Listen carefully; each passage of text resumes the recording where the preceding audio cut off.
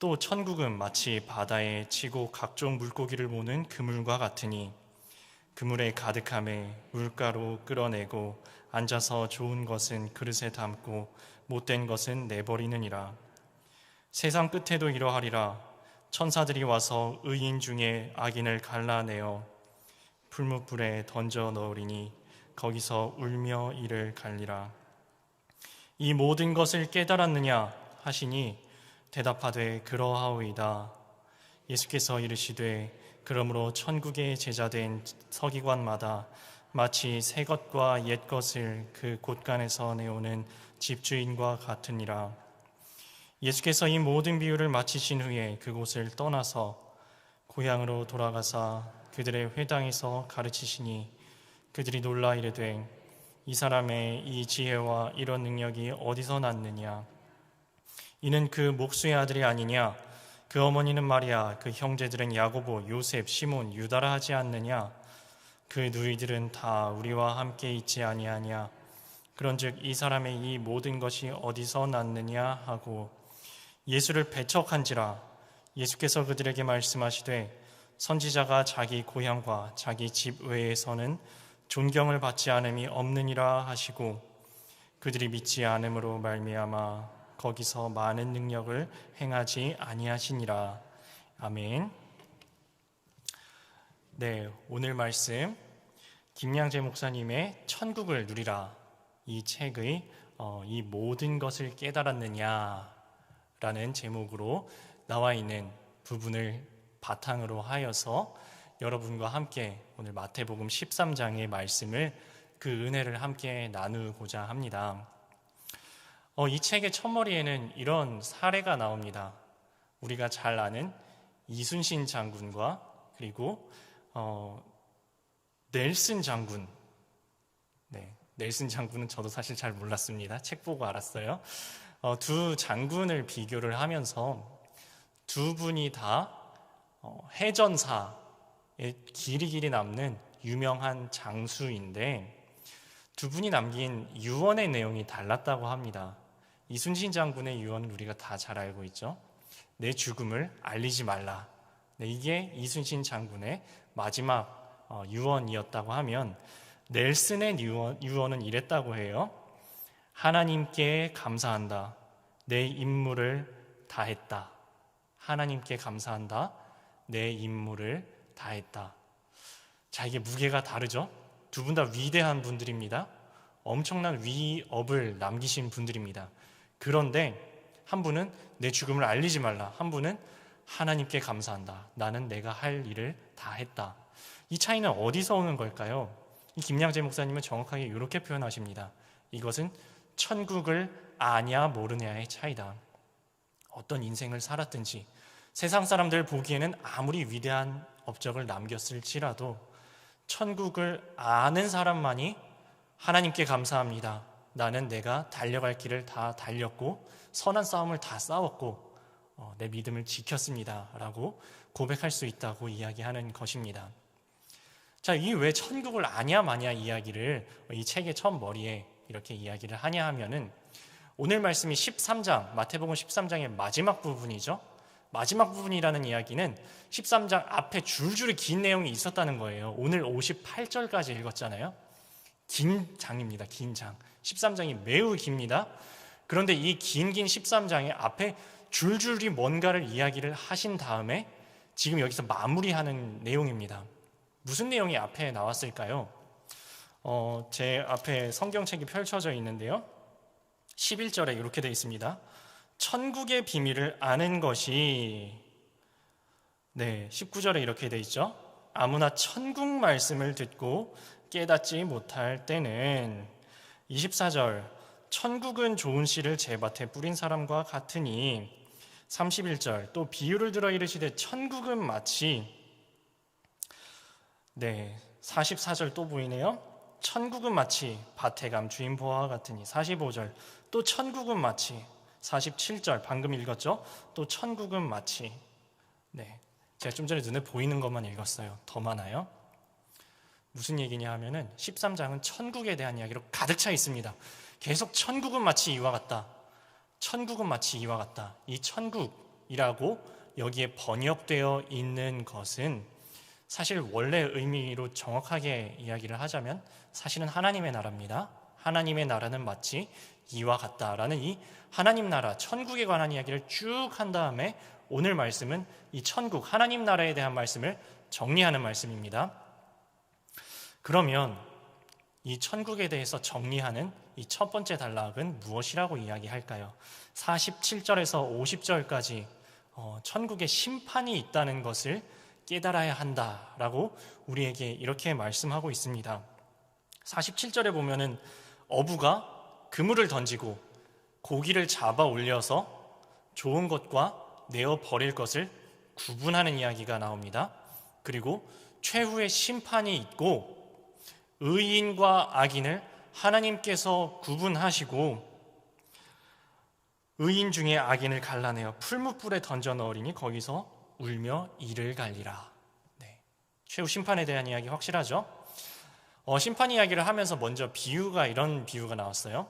어부가 물고기를 잡아서 그물을 잡았는데 이 중에서 선이 쓰일 것과 귀하게 쓰일 물고기와 그리고 내어져 버릴 물고기를 구분한다라는 말씀입니다. 물고기 잡았으면 다 먹는 거 아닌가요? 네, 저는 물고기 잡는 거에 대해서는 잘 모르지만 예전에 텔레비전에서 다큐멘터리를 보니까 그물을 던졌을 때 항상 잡히지가 않더라고요. 그리고 뭔가 묵직하게 잡혔는데 항상 좋은 고기가 걸리는 게 아니더라고요. 이 어부들이 우리나라 어부들이 특히 가장 골치 아프게 생각하는 게 해파리랍니다. 열심히 그물을 내려가지고 해파리를 잡았는데 대부분의 해파리는 먹지를 못하고 먹을 수 있는 해파리는 되게 소수밖에 안 된대요. 근데 이 녀석들이 무겁기는 엄청나게 무거워가지고 그물은 망가지고 한참 동안 또 손질을 해야 되는데 시간도 버리고 기름도 버리고 돈도 버리고 힘은 힘대로 쓰고 노력하고 오늘 하루 해파리만 걸린 날은 공치는 날이라는 거예요. 그런데 오늘은 해파리가 아니라 내가 잡으려고 했던 그 물고기를 가득 잡았을 때 그 어부들이 너무너무 기뻐했던 표정이 지금도 생생하게 기억이 납니다. 어부들이 그렇다는 겁니다. 많은 물고기가 잡혔을지라도 그 중에서 귀히 쓰일 물고기와 그리고 먹을 수 없어 버려질 물고기를 구분하는 것처럼 하나님께서도 최후 심판날에 주를 믿는 자, 예수 그리스도의 심장을 가진 자, 주님을 영접하고 하나님 나라의 백성이 된 자와 그렇지 못한 자를 하나님께서 명확하게 구분하시는 최후 심판이 반드시 존재한다라고 오늘 말씀은 우리에게 분명히 이야기하고 있는 것입니다. 그런데 이 최후 심판의 이야기, 성경에서 반복해서 우리에게 이야기하고 있지만 사실 우리 어리석은 우리들은 100% 죄인된 우리들은 이거를 온전히 깨닫지는 못합니다. 그냥 이런 것이 있구나. 그런데 우리 깨닫지 못하고 시야가 좁은 우리가 유독 이 심판을 보다 명확하게 이해할 수 있을 때가 우리 삶의 어떤 순간들이 있습니다. 가장 대표적인 순간이 바로 환난이 찾아올 때입니다. 심판과 같은, 최후 심판과 같은 어려움, 고난과 환난이 우리를 찾아올 때 하나님께서 심판하심이 이와 같구나. 하나님은 사랑의 하나님이시기도 하지만 두려우신 심판의 하나님이시기도 하구나. 우리가 뼈저리게 깨닫는 순간이 바로 뼈아픈 환난의 순간이라는 것입니다. 특별히 환난 중에서도 도무지 이 환난은 나에게 왜 찾아온 걸까? 이해할 수 없는 환난일 때, 그리고 내가 이거를 어떻게 해서든 극복해 보려고 아무리 힘쓰고 애쓰고 용쓰고 노력해 봤는데 안 되네. 이렇게까지 노력을 했는데 이게 해결이 안 되네. 내 힘으로는 도무지 해결해 볼 수가 없는 그런 환난을 만났을 때, 극복할 수 없는 환난을 만났을 때 비로소 우리는 깨닫게 되는 겁니다. 내가 인생의 주인인 줄 알았는데 주인이 아니구나. 내가 노력하면은 다 할 수 있을 줄 알았는데 사실은 내가 할 수 있는 게 아무것도 없구나. 내가 뭔가 된 줄 알았는데 하나님 앞에 너무너무 보잘것없는 존재구나. 사람이 마음으로 자기의 길을 계획할지라도 그 걸음을 인도하시는 분은 오직 여호와시구나. 비로소 깨닫는 겁니다.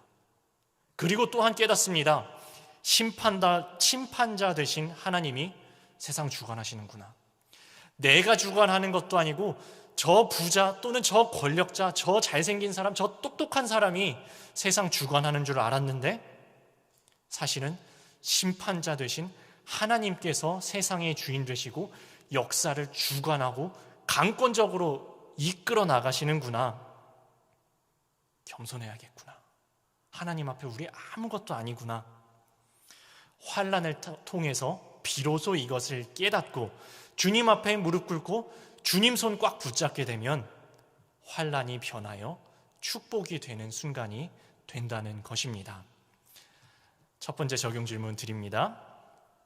세상 끝과 같은 고난을 경험하셨습니까?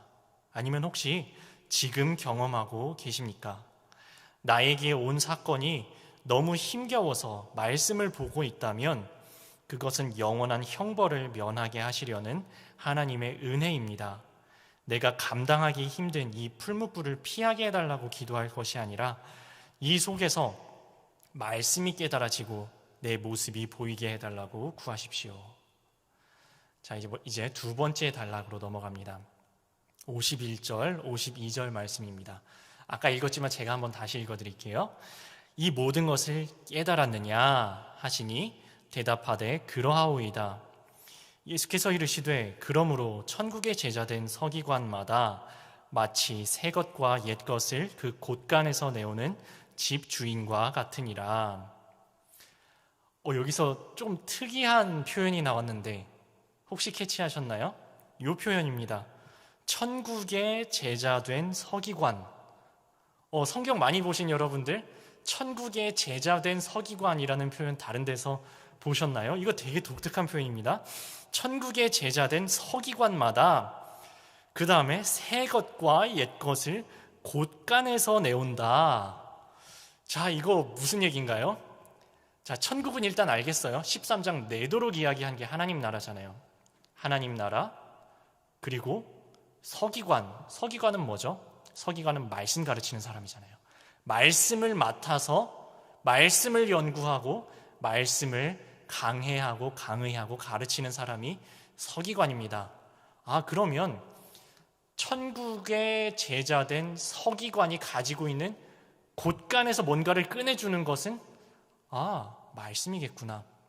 천국의 제자된 서기관이 곳간에서 꺼내주는 것 중에서 또 옛 것이 있고 새 것이 있대요.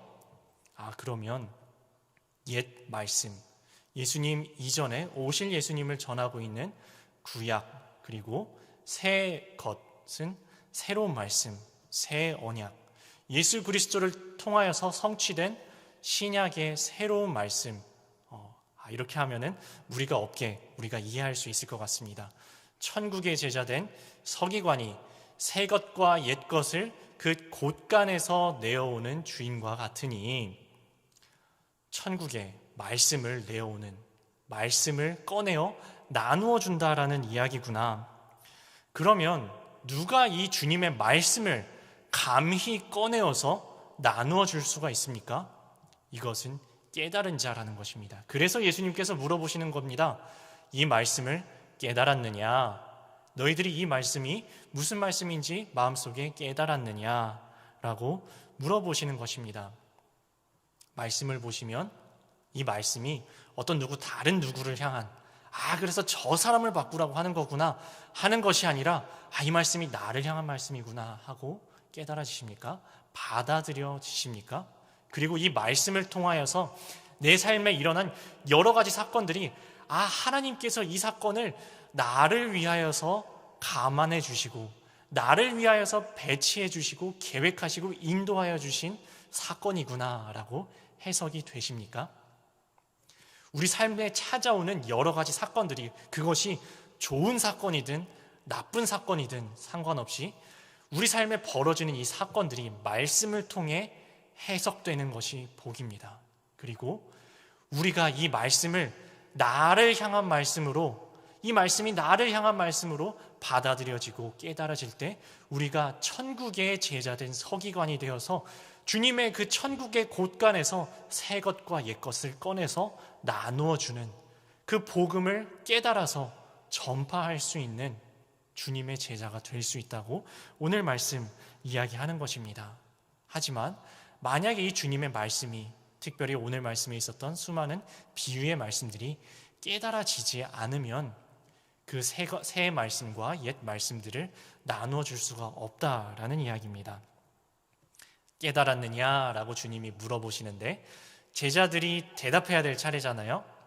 그런데 사실 이 제자들 어떤 제자들입니까? 우리 다 잘 알죠? 어리석고 연약해서 수없이 넘어지고 주님 앞에서는 제가 주님을 위해서 죽더라도 감옥에 갇힐지라도 주님을 배신하지 않겠습니다. 자신 있게 대답은 하지만 사실은 또 주님 앞에 서면은 연약하게 3번이나 모른다고 부인하는, 넘어지고 또 넘어지는, 어리석고도 약한, 마치 우리 모습과 똑같은 이 제자들 모습 잘 아시잖아요. 이 제자들이 뭐가 잘나서 주님의 말씀을 한 번 듣고 이거구나 하고 정확하게 100%다 깨달았겠습니까? 우리 다 똑같은 100% 죄인들인데 100%다 깨달았다는 이야기가 아닙니다.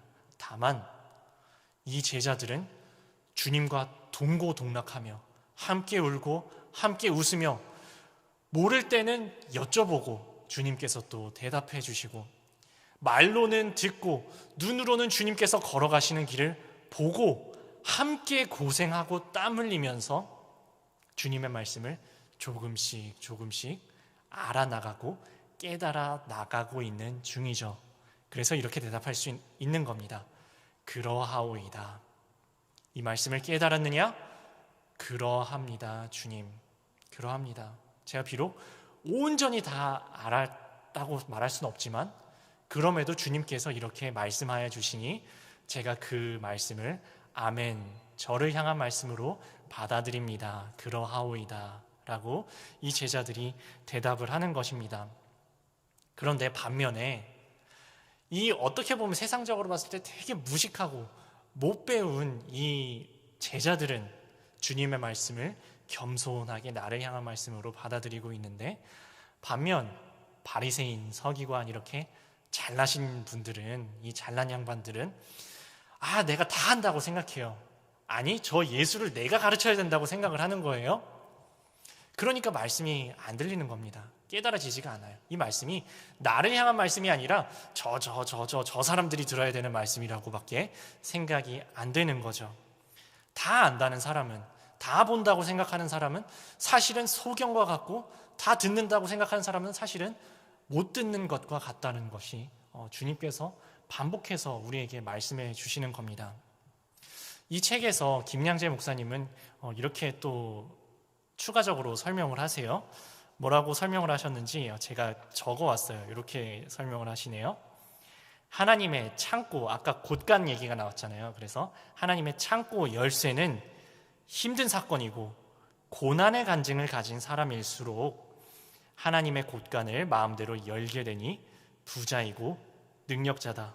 김양재 목사님 좀 이상한 얘기를 하시네. 네, 다시 읽어볼게요. 천국 열쇠가, 천국 창고 열쇠가, 하나님의 창고 열쇠가 힘든 사건이라고? 힘든 사건이래요. 고난의 간증을 가진 사람일수록 부자고 능력자라고? 아니, 고난받는 사람이 무슨 부자고 능력자예요? 조금 우리의 생각을 좀 뒤집는 그런 이야기를 하시죠. 이 이야기를 제가 좀 곰곰이 곱씹어봤어요. 고난의 간증을 가진 사람일수록 부자고 능력자다라는 이야기를 곰곰이 곱씹다가 제가 예전에 텔레비전에서 봤던 한 이야기가 생각이 나는 거예요. 어떤 이야기냐 하면은 어떤 건설 회사의 이야기예요. 크지 않은 중소 건설 회사입니다. 이 건설 회사가 큰 계약건을 하나를 따냈어요. 큰 계약건을 사활을 걸고 따냈어요. 건설을 하려면 부지 매입을 해야 되잖아요. 그래서 가진 돈 얼마 없는데 긁어 모아서 그 부지를 간신히 매입을 했습니다. 매입을 했으면 이제 땅 파고 건물을 올려야 되는데 돈이 없잖아요. 땅 사는데 돈을 다 써가지고 우리 어떡하냐, 우리 돈 없는데. 그래 어떡해? 일단 땅부터 파고 보자 하고서 일단 땅부터 파는데 이게 웬걸, 이 땅 밑에 안반층이 있는 겁니다. 네, 아시죠? 이 땅 파는데 밑에 단단한 안반층이 있으면은 건축비가 곱절로 드는 거예요. 야, 이 큰일이다. 어떡하냐? 이 안 그래도 땅 사느라고 돈 다 써서 안 그래도 건축할 돈 자체도 없는데, 건설할 돈 자체도 없는데 이거를 어떻게 뚫어내냐? 뚫어내려고 하는데 안 파여요. 큰일 났다. 우리 다 망하게 생겼다. 여기에 지금 우리가 사활을 걸고 달려붙었는데 이거 망했다. 우리 다 죽게 생겼다. 다 죽게 생겼다. 모두가 절망하고 있는데 아무리 하려고 해도 안 되는데 한 사람이 가서 땅을 이렇게 쓱 만지는 겁니다. 그리고 와 소리를 질러요. 저 사람이 미쳤나 보다. 드디어 우리가 다 망할 때가 되니까 미쳤나 보다 라고 다들 이상하게 쳐다보고 있는데 이 사람이 이렇게 이야기를 하는 겁니다. 이거 그냥 안반층이 아니고 귀한 건축자재입니다. 우리 지금 회사 망할 판인데 이 귀한 건축자재를 팔면 건설할 비용을 댈 수가 있습니다. 어떻게 됐을까요? 다 살았죠. 이것 때문에 망하는 줄 알았는데, 넘어지고 여기가 끝장이고 다 죽는 줄 알았는데 이게 오히려 우리를 살리는 길이 됐다는 이 이야기가 갑자기 떠올랐어요. 혹시 여러분에게도 이런 일들이 자꾸만 생기지는 않으십니까? 아니, 딴 사람들은 땅 파도 포크레인 안 갖고 오고 삽으로 파도 푹푹 파이는데 나는 100번 삽질을 해서 안 돼가지고 포크레인까지 갖고 왔는데도 안 파이는 인생, 혹시 여러분을 찾아오셨습니까? 왜 저 사람은 조금만 노력해도 저렇게 쭉쭉 뚫리는데 나는 이렇게 열심히 피땀 흘려서 노력하는데 나는 1cm도 앞으로 나아갈 수가 없을까? 왜 나는 하는 일마다 꼬일까? 왜 내 땅은 단단한 돌밭일까? 사실은 그게 하나님이 우리를 너 한번 고생해봐라, 너 한번 거기 가서 죽어봐라 하고 보내신 자리가 아니라는 것입니다. 그 자리가 오히려 우리에게 사명으로, 그 자리를 내 십자가, 내 사명으로 생각하고 사명 감당하고 십자가 지고 나아갈 때에 그 자리에 보내신 이유는 그 자리에 예수 그리스도의 심장 가지고 주의 생명 가지고 그 자리에서 생명을 살려내라고, 하나님이 우리를 갖다 내버리셔서 내팽개치셔서 글로 보내신 것이 아니라 건축자의 버린 돌이 모퉁이의 머릿돌 되도록 그 자리에 보내신 거라고. 그래서 고난의 간증이 많은 그 사람이 오히려 능력자고 오히려 더 부유하다라는 것이 성경에서 이야기하고 있는 진리이다라는 말씀입니다. 그런데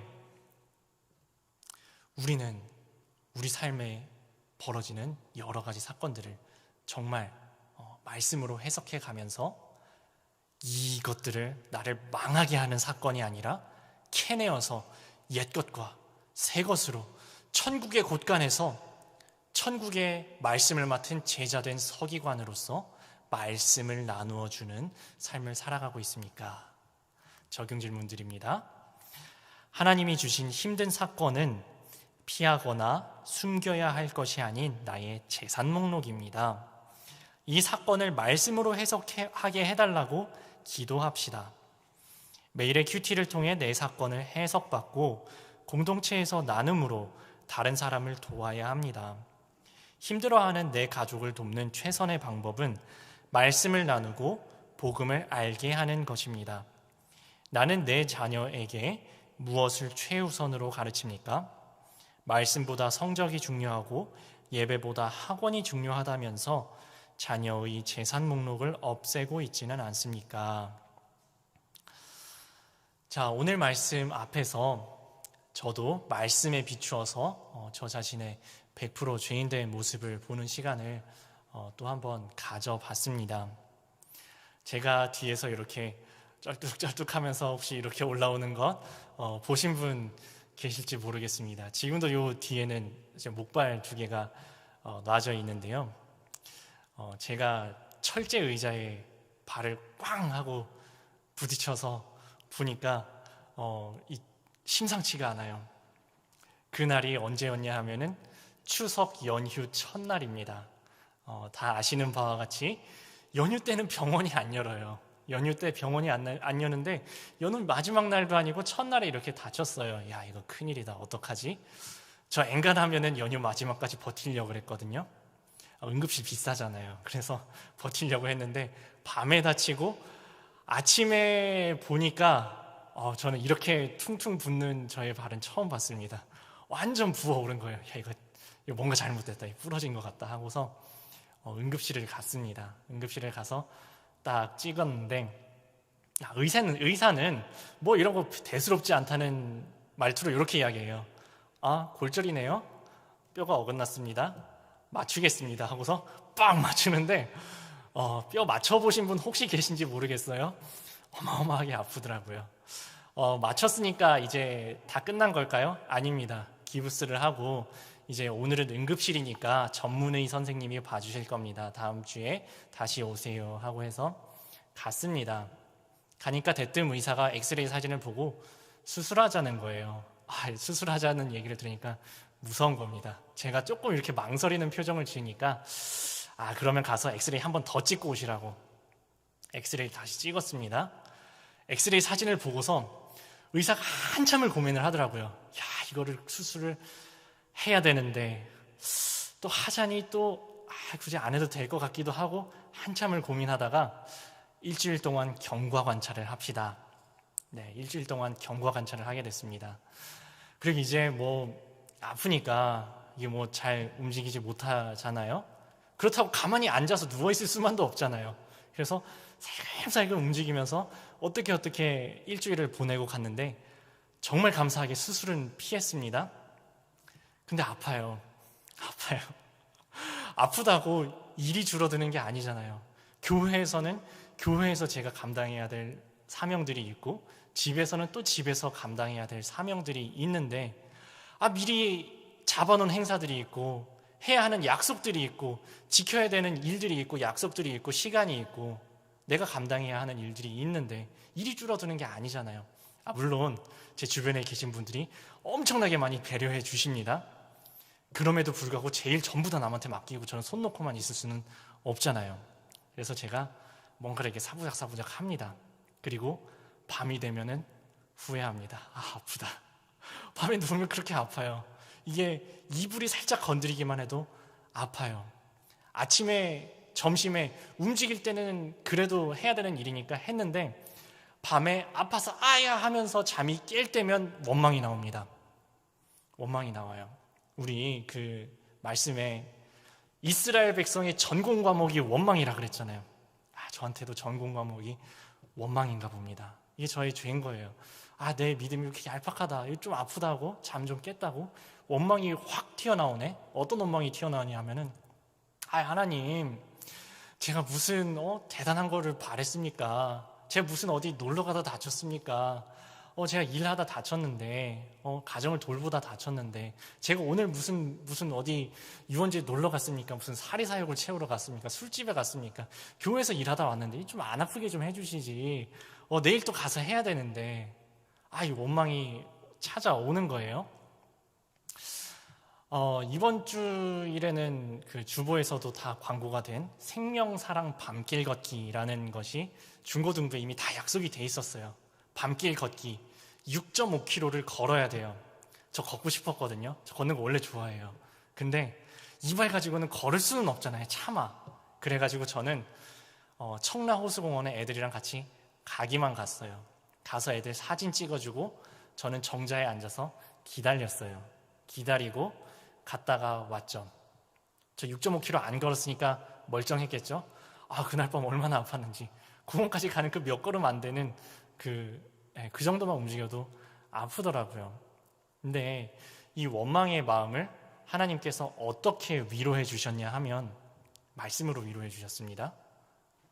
이 원망의 마음이 솟아오르는 것을 하나님께서 말씀으로 깨닫고 확 눌러주셨어요. 어떤 말씀이냐 하면은 우리 요새 계속 큐티인에서 고린도전서 말씀 새벽마다 나누고 계시죠?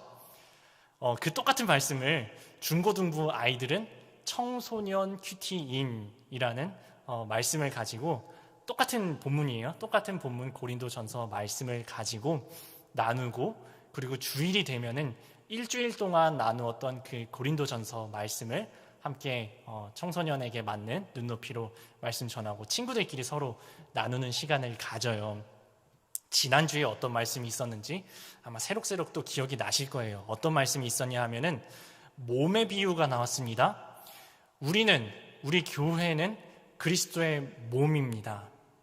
그래서 손이 있고 발이 있고 귀가 있고 눈이 있습니다. 그 말씀에 보면은 이런 말씀이 또 나와요. 우리는 그리스도의 한 몸. 약하게 보이는 몸의 지체가 도리어 요긴하고 하나님이 부족한 지체에 귀중함을 더하사 여러 지체가 서로 같이 돌보게 하셨느니라. 만일 한 지체가 고통을 받으면 모든 지체가 함께 고통을 받느니라. 이 말씀을 발 부러진 제가 아이들한테 설교를 하니까 얼마나 이해가 쏙쏙 됩니까? 제가 아프니까, 제가 발이 부러졌으니까, 제가 기부스를 하고 있으니까 똑바로 서지도 못하고 기대에 앉아서 말씀 전하는 이 부족한 목사가 이런 말씀을 하니까 연약한 지체가 도리어 요긴하고 한 지체가 고통을 받으면 모든 지체가 함께 고통을 받느니라. 이 말씀을 전하는데 아이들이 끄덕끄덕 하더라고요. 아, 이거구나. 나에게 고난이 찾아온 것이 나 원망하라고 불평불만하라고 주신 것이 아니라 그게 약재료가 되라고 하나님께서 나에게 주신 거구나. 이게 약재료가 된다는 이야기구나. 그래서 나에게 찾아온 고난의 사건들이 약재료가 되어서 천국의 제자된 서기관으로 하나님의 나라의 곳간에 있는 새 것과 옛 것을 나누어주는 사명을 감당하라고 저만 보내신 것이 아니라 여러분들도 각자의 삶의 자리에 각자의 해결해야 하는 삶의 숙제와 과제와 환난과 고난들을 여러분의 삶의 자리에 허락하신 줄로 믿습니다. 자, 이제 세 번째 단락으로 넘어갑니다. 53절에서 58절까지 그 능력과 지혜가 어디에서 나오는지 깨달아야 합니다 라는 말씀으로 넘어갑니다. 세 번째 마지막 단락인데요. 조금 길지만 제가 한번 다시 읽어드릴게요. 53에서 58입니다. 예수께서 이 모든 비유를 마치신 후에 그곳을 떠나서 고향으로 돌아가사 그들의 회당에서 가르치시니 그들이 놀라 이르되 이 사람의 이 지혜와 이런 능력이 어디서 났느냐? 이는 그 목수의 아들이 아니냐? 그 어머니는 마리아, 그의 형제들은 야고보, 요셉, 시몬, 유다라 하지 않느냐? 그 누이들은 다 우리와 함께 있지 아니하냐? 그런즉 이 사람이 이 모든 것이 어디서 났느냐 하고 예수를 배척한지라. 예수께서 그들에게 말씀하시되 선지자가 자기 고향과 자기 집에서는 존경을 받지 않음이 없느니라 하시고 그들이 믿지 않음으로 말미암아 거기서 많은 능력을 행하지 아니하시니라. 여기 보면 이런 얘기가 나와요. 예수님께서 고향으로 가십니다. 고향으로 가셔서 말씀하시는데 사람들이 이렇게 말씀을 듣는 거예요. 고향, 무슨 요새처럼 나는 서울이 고향인데 서울에 1,000만 명이 삽니다. 나는 인천이 고향인데 인천에 200만 명이 삽니다. 이런 시절이 아닌 거 아시죠? 예수님의 고향, 태어나신 곳은 베들레헴이지만 자라신 곳은 갈릴리 나사렛 동네죠. 동네예요. 동네. 내가 태어나고 자란 동네. 이 동네, 시골 동네죠. 시골 동네에 찾아가서 이 동네 어르신들이 그리고 동네 친구들이 모였으니까 이 사람들은 예수님을 잘 아는 사람들이겠죠. 예수님의 집안 사정을 속속들이 아는 사람들입니다. 거꾸로 생각하면은 예수님도 이 사람들의 얼굴을 전부 아는 사람들이었을 거예요. 나랑 같이 자란 사람들. 내가 어렸을 때부터 어르신들이셨던 동네 어르신들, 이 동네 분들 모셔놓고 말씀을 전하는데 이 동네 분들이 다 한 가지 인정한 것이 있습니다. 저 예수에게 지혜와 능력이 있구나. 지혜와 능력이 있구나. 지혜는 말씀하셨으니까 지혜인데 능력은 뭘까요? 뭔가 이 말씀에서 다 기록되지 않은 표적과 기적, 이사를 행하셨을 가능성이 높은 것 같아요. 어쨌든 예수님의 말씀에서 지혜와 능력을 봅니다. 누가 봤다고? 이 동네 사람들이요. 예수님을 잘 아는 사람들이 지혜와 능력을 받습니다. 그리고 인정합니다. 야, 참 지혜롭다. 참 능력 있다. 인정하는데, 그래서 놀라운데, 그런데 결과가 이상합니다. 거절합니다. 배척합니다. 이 사람들에게는 어떤 고정관념과 편견이 있었습니다. 그래서 진리이고 생명이신 예수님을 배척합니다. 어떤 배척한 이유가 있냐 하면은 55, 56절에 내용이 이거예요. 우리 너가 누군지 다 아는데? 우리 너 누군지 다 아는데? 야, 너 태어날 때부터 알았는데? 너 잘하는 거 다 봤는데? 우리 동네 친구 아니야? 우리 동네 저기 동생 아니야? 우리 동네 저기 누구 저기 집 아저씨네 첫째 아들 아니야? 저기 목수집 아들 아니야? 첫째 아들. 그 첫째 아들만 하나? 우리 그 동생들도 줄줄이 아는데 그 형제들은 누구누구 있고 엄마는 마리아고 그 누이 동생들 다 우리 동네 사는 그 사람들 아니야? 아, 저기 뭐 어렸을 때부터 저 목수 저기 뭐 나무 다루고 돌 다루고 망치질 하던 걔 그 첫째 아들 그 사람이잖아. 아, 뭐 저 사람 뭐 지금 보니까 오케이 뭐 능력도 있고 지혜도 있는데 근데 뭐 저 다 아는 쟤 뭐 뭘 별다른 뭐가 있겠어? 내가 너를 아는데? 내가 너를 다 아는데 라고 이야기하는 이 사람들, 예수님 알았습니까? 몰랐어요. 아, 물론 그건 알죠. 겉모습은 알죠. 엄마 누군지 알죠. 아버지가 누군지 알죠. 형제들이 누구고 누이들이 누군지는 압니다. 어렸을 때 모습이 어땠는지 알아요. 지금의 겉모습도 알고 있습니다. 서로 익히 아는 얼굴들이에요. 그런데 이분이 생명의 주인 되신 길과 진리요 생명 되신 예수 그리스도 구원자이시라는 것은 전혀 몰랐습니다. 전혀 몰랐습니다. 이거는 많이 봤다고 아는 것도 아닙니다. 많이 들었다고 아는 것도 아닙니다. 교회 오래 다니고 모태신앙이라고 해서 알게 되는 것도 아니라는 것입니다. 여러분 혹시 교회 오래 다니셨으면 기적을 경험하고 교회 떠난 사람 보신 적 있을 겁니다. 저는 봤습니다. 기적을 경험하면 다 믿을 것 같은데 기적을 경험해도 안 믿을 사람은 안 믿습니다. 아니, 이 사람들은 예수님을 직접 만나고 예수님과 대화하고 예수님의 표적을 눈으로 봤는데도 안 믿었던 걸요. 네. 지금 이 순간에도 마찬가지입니다. 죽었던 자가 살아나는 것을 봐도 안 믿을 사람은 안 믿습니다. 영접하는 자, 곧 그 이름을 믿는 자들에게는 하나님의 자녀가 되는 권세를 주셨으니 이것은 혈통으로 난 것도 아니고 육정으로 난 것도 아니고 사람의 뜻으로 난 것도 아니고 오직 하나님께로부터 났다고 성경 말씀은 분명히 이야기하고 있습니다. 이거는 특별히 많이 안다고 생각하는 사람들이 오히려 더 못 믿는 것 같아요. 이 시절에 말씀 제일 잘하는 사람 누굴까요? 유대인이죠. 그 중에서 특별히 제일 잘하는 사람 바리새인과 서기관이죠. 이 사람들 안 믿었어요. 너무너무 안 믿었습니다. 이거 뭐 이 마태복음 13장에서만 이렇게 나오나요? 아니요. 그 이후에 바울 시절에도 똑같은 게 반복이 됩니다. 바울이 유대인들 구원하고자 얼마나 노력했습니까? 바울은 유대인들, 자기 형제, 골육의 친척들을 구원하기 위해서 내가 그리스도에서 끊어지는 한이 있더라도 저 사람들이 구원받기를 원한다고 간절히 바랐던 사람이 바울이에요. 그런데 그렇게 목숨 걸고 이 사람들한테 말씀을 전해도 이 유대인들의 하는 반응은 이겁니다. 너만 아냐? 나도 알지. 너만 성경 잘 알아? 나도 구약 잘 알아. 나도 구약 줄줄 외워. 나도 성경 잘 알아. 그런데 무슨 나사렛에서 선한 것이 날 수 있느냐? 유대인들은 안 받아들입니다. 그래서 안타까운 마음으로 바울도 그래, 그럼 나는 이방인에게로 간다 하고 이방인의 사도로 발길을 돌리지 않습니까? 하물며 우리는 뭐라고? 우리가 다 깨달았다고 감히 교만하게 말할 수 있겠습니까?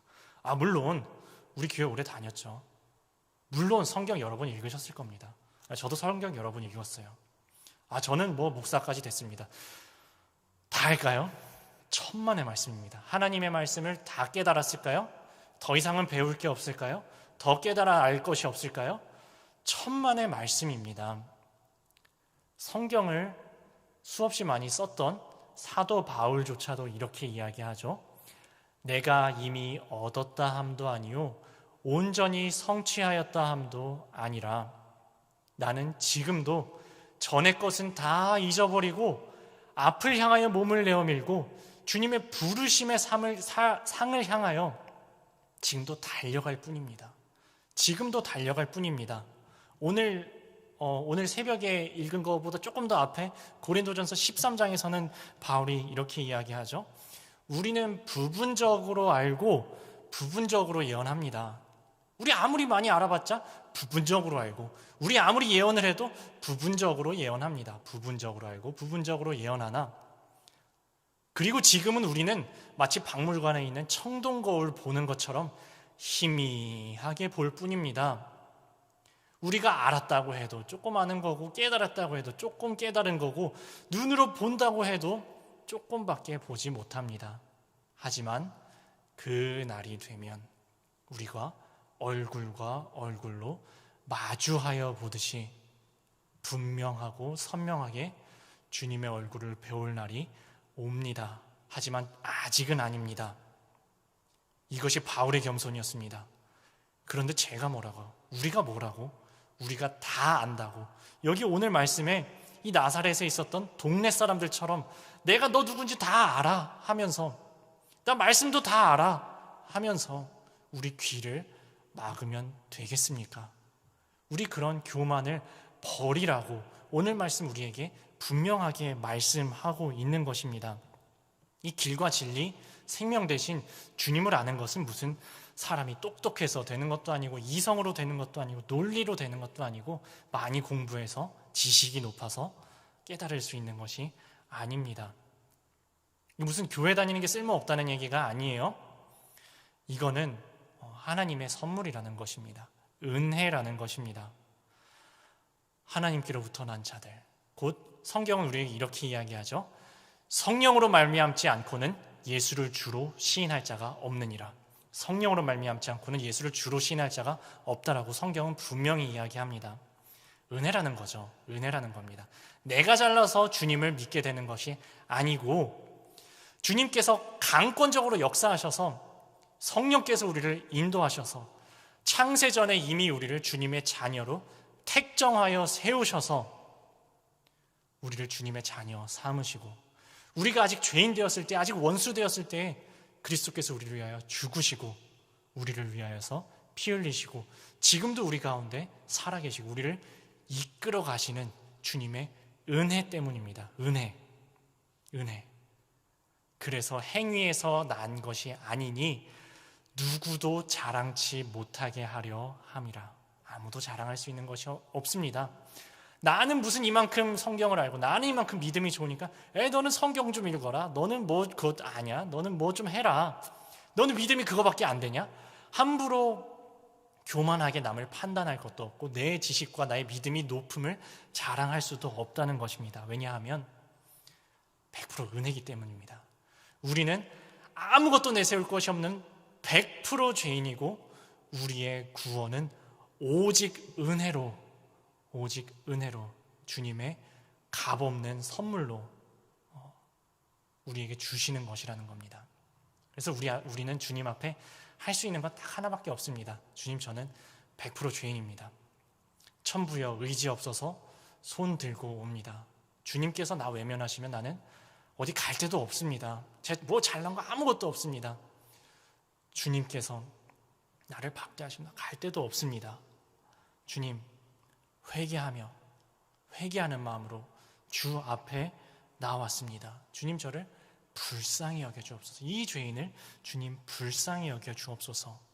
이것이 주님께서 귀히 여기시는, 상한 갈 때 걷지 않으시는 주님께서 귀히 여기시는 통회하는 우리 상한 심령이라는 것입니다. 그래서 우리 인간의 최고의 감정은 회개다라는 이야기가 그래서 나오는 이야기입니다. 말씀으로 우리 자신의 모습을 되돌아보고 회개할 수 있는 것이, 그것이야말로 말할 수 없는 큰 주님의 은혜입니다. 적용 질문 드립니다. 나의 선입관과 편견으로 예수님을 제한하고 있는 것은 무엇입니까? 학벌과 외모, 성품과 갖춘 것으로 사람 판단하고 은혜 받아야 할 때서 은혜 못 받고 있지는 않은지 돌아보시기 바랍니다. 예수님은 배척받으셨지만 개의치 않고 천국 복음의 사역을 계속하셨습니다. 내가 이것 때문에 주의 일을 못해 하는 원망은 이제 하지 마십시오. 다른 이들이 나를 알아주지 않는다고 내가 섬기려 하는데 도움이 안 된다며 정죄하는 것을 그만하십시오. 믿음은 내가 아무것도 할 수 없다는 것을 아는 데서부터 시작됩니다. 내 힘으로 할 수 없는 사건이 올 때 감사하고 회개하는 은혜가 나에게 있습니까? 네, 오늘 말씀에 이 동네 사람들, 특히 동네 어르신들, 나 너 다 알아. 너 어렸을 때부터 나 다 봤어.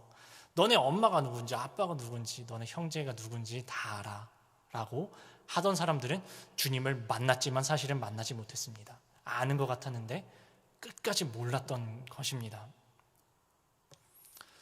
우리는 어떻습니까?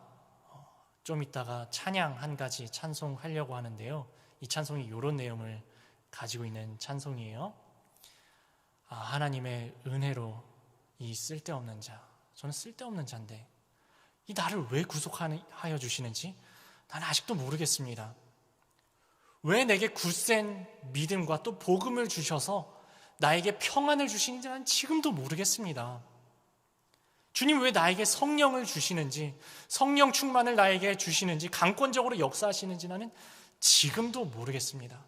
그리고 나는 주님의 때와 주님의 시간을 언제 강림하실지 나는 지금도 모르겠습니다. 이렇게 고백하는 것이 우리의 정직한 고백이고 겸손한 고백입니다. 그렇다고 우리가 아무것도 모릅니까? 그거는 아닙니다. 너희가 이 말씀을 깨달았느냐? 그러하오이다. 내가 믿고 또 의지하는 것은 무엇입니까? 우리의 형편을 다 아시는 주님, 너무너무 잘 아시는 주님께서 우리를 돌보시고 그리스도의 날까지 온전하여지도록 이끄시고 끝내는 구원의 길로 합력하여 선을 이루어 가시는 것을 우리는 확실히 알고 또한 믿습니다. 너희가 이 말씀을 깨달았느냐? 그러하오이다. 주님, 겸손함으로 주님 앞에 무릎 꿇고 겸손함으로 주님의 손 꽉 붙잡고 주와 동행하시는 지금 이 순간 우리들의 삶 다 되시기를 주님의 이름으로 축원합니다. 함께 기도하시겠습니다. 사랑의 주님, 사실 우리는 잘 모르겠습니다. 이 부족한 아무짝에도 쓸모없는 우리 죄인들을, 이 죄인을 어찌하여 사랑하시고 어찌하여 구속하시고 구원하시고 성령 주시고 이끄시고 주님의 구원의 날까지, 그리스도 예수의 날까지 우리 가운데 선한 일을 시작하신 분께서 완성하여 나가시는지 우리는 다 알 수가 없습니다. 그러나 우리가 한 가지 확실하게 아는 것은 우리들의 모든 형편들을 다 아시는, 우리의 부족함과 죄인된 모습까지도, 연약함까지도 다 아시는 주님께서 우리를 돌보시며 지키시고 보호하시며 주님의 길로, 구원의 길로 우리를 인도하여 나가심을 우리가 믿고 겸손히 회개함으로 주님 붙잡고 주와 동행하는 저희들의 삶의 발걸음 다 될 수 있도록 주여 붙들어 주시옵소서. 감사드리며 예수님의 이름으로 기도합니다. 아멘.